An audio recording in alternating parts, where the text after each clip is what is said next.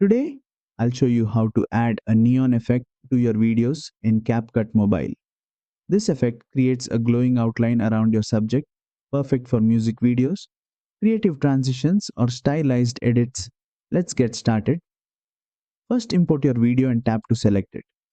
Then from the bottom toolbar, tap on Effects, go to Video Effects and scroll down to find the Comics tab. Inside, you'll see an option called Neon.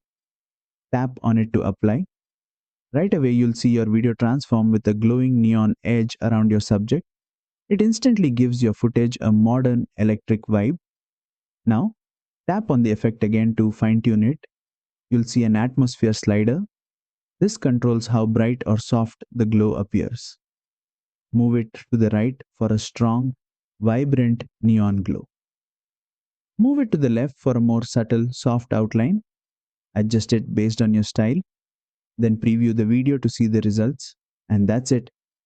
You've successfully added a neon effect in CapCut Mobile. If you found this helpful, don't forget to like, share, and subscribe for more quick CapCut editing tutorials.